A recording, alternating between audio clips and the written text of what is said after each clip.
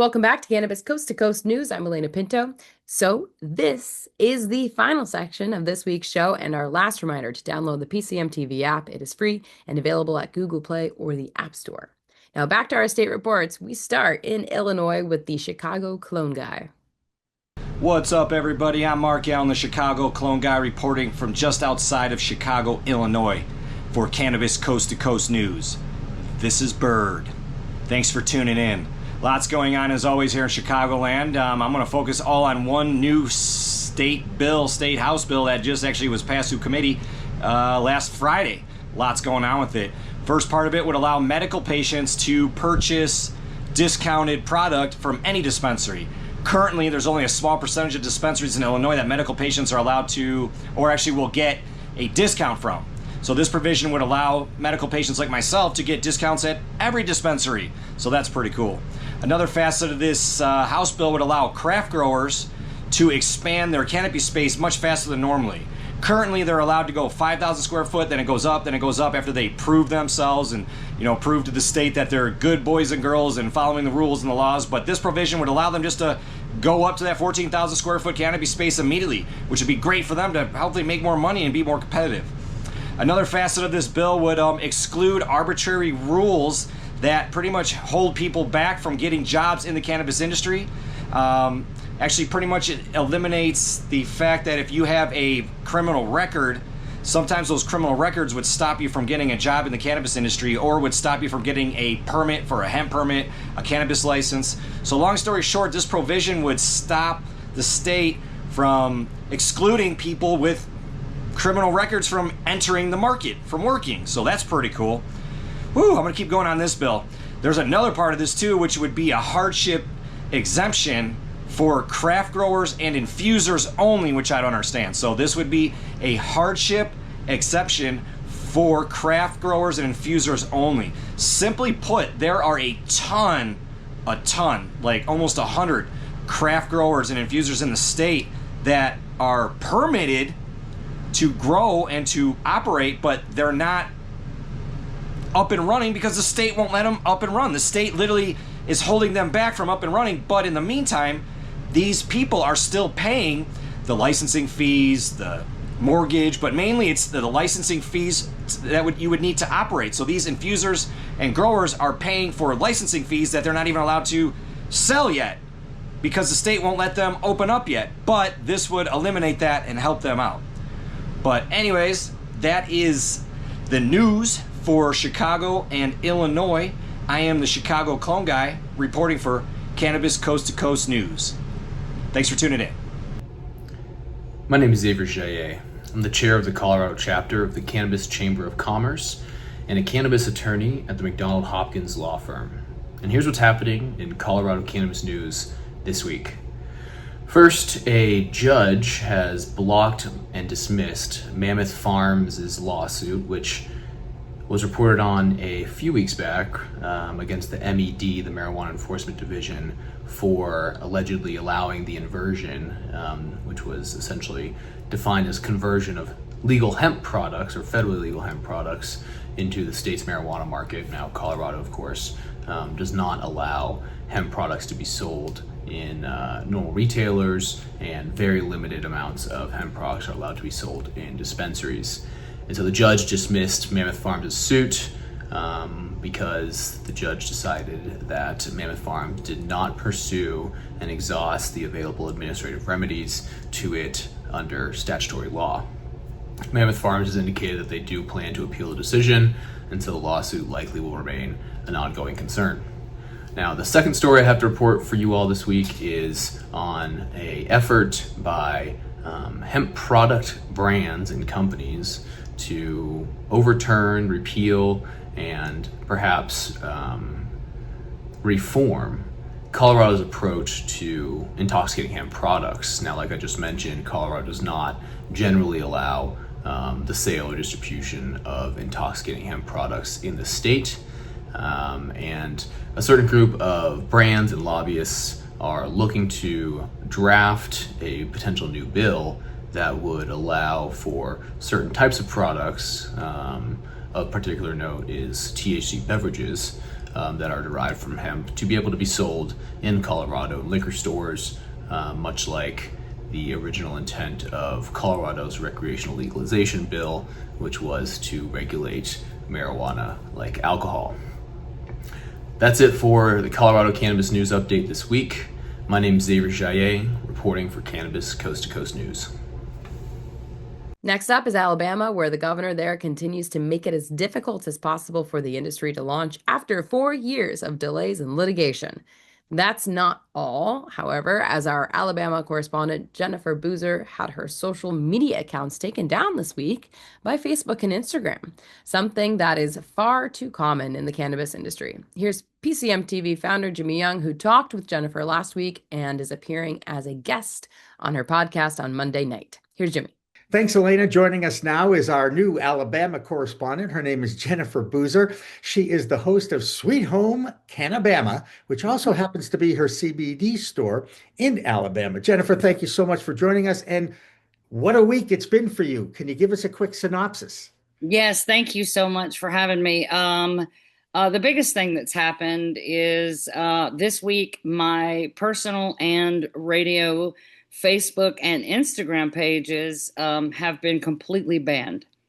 17 years of posting my kids' whole lives, my journey, building my business, my radio program, all of my advocacy work, all of the cannabis and hemp education, all of it is gone. There was no explanation. I just don't exist anymore. And every bit of the work and everything I'm connected to, I am disappeared. And I'm not exactly a conspiracy theorist. Yes, I am. I'm certain someone is behind this. Well, I don't want to get into who that might be because there's a whole long list. I was going to say that down in Alabama. But the thing that really bothers me, and you're not the only one I've heard this from in the industry, as you know, is the fact that they give you no warning, no explanation. They just pull the plug. And I can be perfectly honest with you, Jennifer. I will never pull the plug on anything that you share with us because I respect. Well, thank you. I don't understand. I am most concerned, however, now about your business. What impact will the latest moves in the legislature have on your business, and are you concerned about that? Well, absolutely. We did just get word finally. The ABC board has had about 3 weeks with this bill since it passed. And no one has been able to tell the businesses even when this enforcement will go into effect. The bill has 2 different dates in it. One is July 1st and one is January 1st. And so we haven't known, do we have 6 weeks or do we have 6 months to try to sell what we can and do what we can to pivot?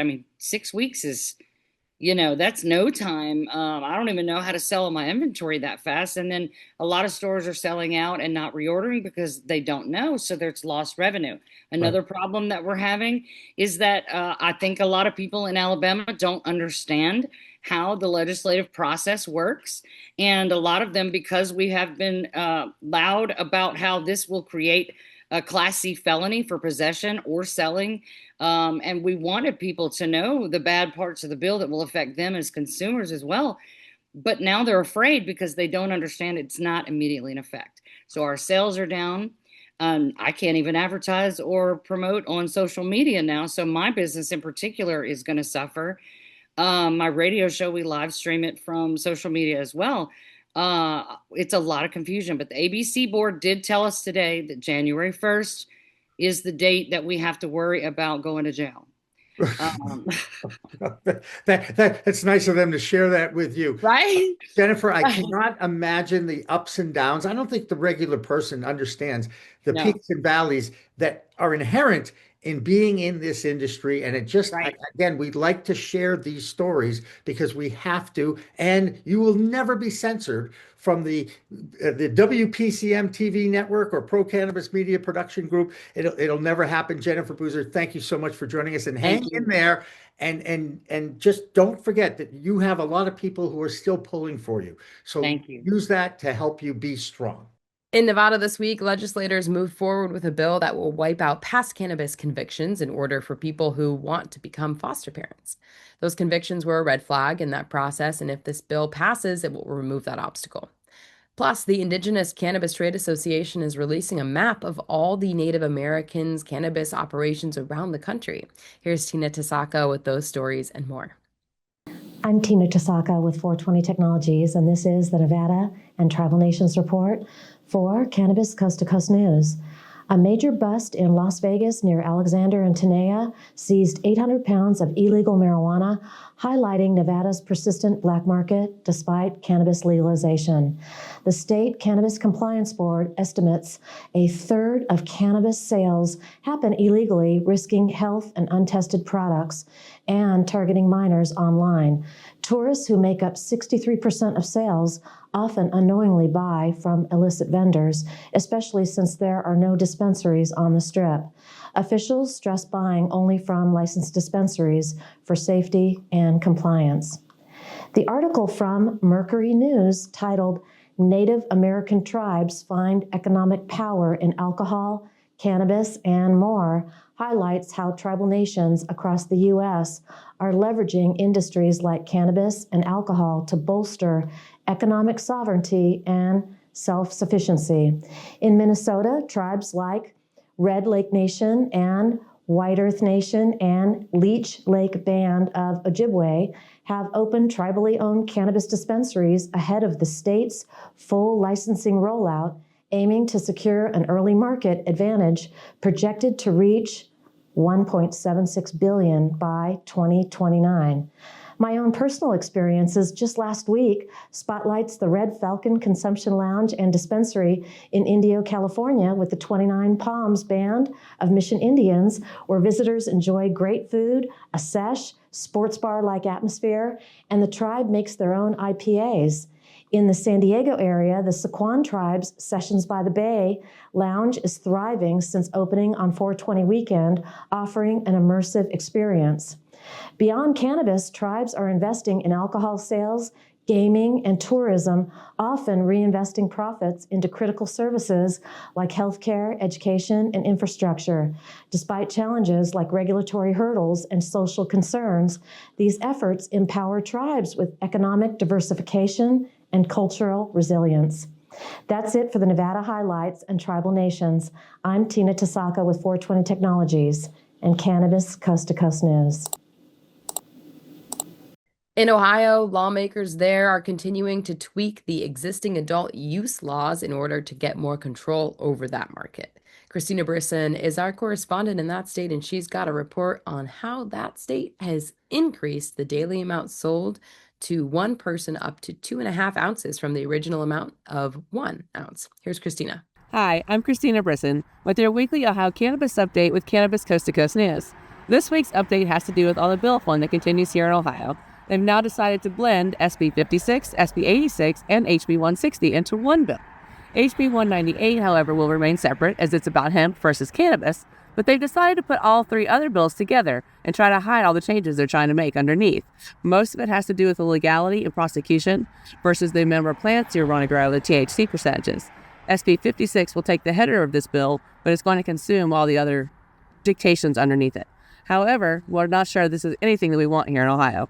That is your weekly Ohio Cannabis Report with Cannabis Coast to Coast News. Over the past 6 months, there has been a noticeable increase in research studies on the effects cannabis has on humans. One is especially concerning if you are a regular consumer of cannabis by smoking the plant medicine or ingesting edibles. This week, the University of California in San Francisco released the results of a study of 55 regular consumers between 2021 and 2024. Many of these participants in the study had been chronic users of 10 years or more and never used nicotine. The report was published this past week in the Journal of the American Medical Association. The conclusion was that using cannabis led to reduced blood vessel function that was comparable to tobacco cigarette users. It's called vascular function, and those who had been chronic users had reduced vascular function than those who hadn't used it. The bottom line: the researchers concluded that cannabis is bad for your heart function. But again, the study was limited to just 55 participants. And on the other side of cannabis research is a data study that finds, quote, compelling evidence that CBD offers a comprehensive treatment for Alzheimer's disease. The report was released in Madrid, Spain, and published in the Journal of Alzheimer's Research and Therapy. Now let's check in on what's going on in the state of Massachusetts, where state politicians continue to review the operations of the Cannabis Control Commission, and there may be some major changes for this troubled regulatory group. Here's Curtis Emery with the Bay State Cannabis Report. I'm Curtis Emery, a bud tender from Resonate in Worcester, Massachusetts, with the Bay State Report for Cannabis Coast to Coast News. Big news for Mass Cannabis, as the State House is looking at a bill right now which will increase the retail license cap from 3 to 6, as well as a stipulation which will allow for businesses to own 35% in an unlimited amount of additional businesses. This bill, however, does not increase the amount of licenses a company can hold for cultivation and manufacturing. Cannabis advocates argue that such steps favor multi-state operators and big cannabis while effectively boxing out small, local, and equity-owned dispensaries. Also in mass legal news, a lawsuit filed by the Verano Holdings Corporation and Massachusetts cannabis businesses Cannaplanners and Wiseacre Farms has been rejected by U.S. Appeals Court. This lawsuit was hoping to decriminalize marijuana on the federal level. Also news in Massachusetts, multi-state operator Forefront Ventures has announced voluntary receivership. The company claims that selling the business will be a last resort, and they hope the litigation will create some value for their assets as they slim down moving forward. Forefront Ventures owns the Massachusetts dispensary brand Mission Cannabis. I've been Curtis Emery with the Bay State Report for Cannabis Coast to Coast News. Next up is a report on one of the most popular trade shows in cannabis in Massachusetts. It's called the Flower Expo. This year, it's moving from their original home in Greenfield to a new location in one of the most active cannabis markets in the state, Northampton. There are 14 vibrant dispensaries in a city that sells more cannabis per capita than any other city in the Bay State. It's also the city that was the first to waive the controversial community impact fee of 3% tariff, giving a break to all the small businesses in the cannabis space in that city. PCMTV founder Jimmy Young will be on hand at the Flower Expo on Wednesday with a live report and a remote on location. Here he talks with Jason Bello, the organizer of event, about what to expect this week. Thanks, Alaina. I'm so excited to have Jason Bello on with us here in our weekly Cannabis Coast to Coast news show, because I'll be joining the Flower Expo gang in Northampton, Massachusetts, Wednesday and Thursday this week. And the Flower Expo is, as Jason calls it, the premier B2B cannabis event every year. Jason, thank you so much for joining us. And again, thank you for allowing me to come in and do my thing on location. Yeah, thank you, Jimmy. Always a pleasure to speak with you, and we're incredibly excited about the event this year in Northampton. Obviously, we had 2 incredible years proving the concept of the show, which has now become a beloved event amongst Massachusetts brands and retailers, but really solidifying our status as the preeminent cannabis B2B trade show in the state, and we've got a lot of things to look forward to in Northampton this year. And I got to ask the question, you were in Greenfield for 2 years. It was a great time. Everybody loved being there, indoor, outdoor. Hopefully it won't have those cloudbursts that have been part of it for the last a couple of years there. It's not going to rain. It's going to be 2 beautiful summer days. Why go to Northampton? What was it about Northampton that appealed? Yeah, well, I don't want to cause any kind of hurras, but it is looking pretty good on the weather app, Jimmy. So fingers crossed. But I would say two focal things. I mean, number one is local infrastructure. Northampton has a lot of hotel rooms, which is good. People don't need to commute to the show. There's restaurants, there's bars, and then really secondly, it's the venue itself. We're very fortunate that we were able to get the 3-county fairgrounds by way actually of an exclusive deal with the city. We're the only cannabis event allowed in the town. But the venue is incredible. It has, a couple of spacious indoor buildings that we're going to utilize. And I think it'll really, increase the professionalness of the event, the comfort level, and let people focus on what they're there to do, and that's get business deals done. That's right. And I know you take a lot of pride in the fact that you've got hundreds of dispensary people, bud tenders. There's going to be a lot of decision makers in the cannabis business industry on hand to take part in your event, right? Definitely. That's what the entire show is about. You know, our motto is brands meet buyers. I have over 330 dispensaries that are attending. On day one, that's going to be all at the buyer level. And on day two, you know, those buyers plus bud tenders will be coming out. You know, the focus of the exhibitors is really cannabis. So there's not a lot of ancillary brands there. It mostly is, you know, just the top cannabis brands in the state that you want to meet. But, you know, expecting obviously incredible activations from companies like Nova Farms, Cresco, Perpetual, Green Thumb, Select, Shaka, Kana. You know, I've got the names go on and on and on, but I didn't hear my brand, Yellow Labs, is going to be there with Electroleaf and ACM. That's right. We want to make sure we get a plug in for those guys as well. And they're looking forward to it. They will be out there. I will be at that booth. I'll also be live streaming right at 2 o'clock on Wednesday, which is the first day of the event. And I'm really looking forward to that as well. You also have some breakout sessions and some panels. People are actually coming in and there's going to be an educational component to this too, correct? Yeah, we're doing our most robust speaker panel ever this year. It's going to be 4 panels on each day, and actually it'll be kicked off with an incredible one-on-one with Chem Dog, who's the head grower over at Canna Provisions, who made the strain by the same name. That's funny. And we all know that's a reference to a former late, great Boston Red Sox Rem dog, Jerry Remy. I don't know if you knew that, but that's definitely how that all evolved and everything. And I love the fact that Canna Provisions will be there as well. They were one, I think they are still the most successful dispensary in Massachusetts because of their beautiful location in Lee. And of course, expanded past that now to other towns out in Western Mass.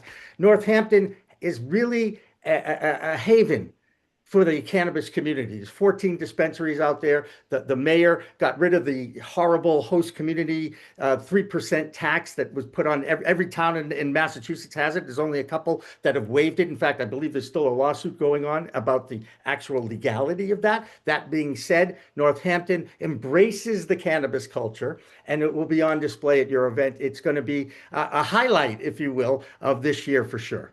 Definitely, and we were talking about it earlier, but I think incredibly fitting to put the event there as well because it's the most sales per capita in Massachusetts for cannabis. There you go. So a good time will be had by all. There'll be business done. I'll be there. Jason will be there, and we look forward to seeing you there. And finally today, there's a new report by the National Survey on Drug Use and Health that concludes that there is a gender gap among regular consumers' choice of consumption. One factoid that was released is that men enjoy smoking cannabis more than women. Females prefer other means of titration or consumption. The survey showed data that 19% of males prefer to smoke, while only 14% of females enjoyed that consumption method. When you look at beverages, tinctures, and edibles, women were twice as likely to prefer all of those methods over smoking. You can read what you want into the interpretation of the research data, okay? But as a female, it sure makes sense to me. That will do it for this week's Cannabis Coast to Coast News. I'm Alaina Pinto, and we want to remind you it's a whole new world of cannabis out there, so consume it responsibly, and we'll see you next time. I think I messed up. Did you know there's a place that covers all the cannabis news you need? Welcome to Pro Cannabis Media, your go-to for all things cannabis. PCM is the CNBC of weed, bringing you the latest news and talk shows with a twist. We've got 16 state correspondents and multimedia journalists from around the US and Canada. Hey everybody, it's Brandon Jones with Big Green Distribution with the Missouri Cannabis Report. I'm Karen Black from Greenfinger Consulting with the Arizona Cannabis Report. I'm Amy Carter from Michigan Weedsters. Andrew Behringer here reporting from Washington, D.C. Stevie Fazy with the Canadian Toke of the Week. It all started back in 2018 when founder Jimmy Young kicked off the In the Weeds podcast. His mission?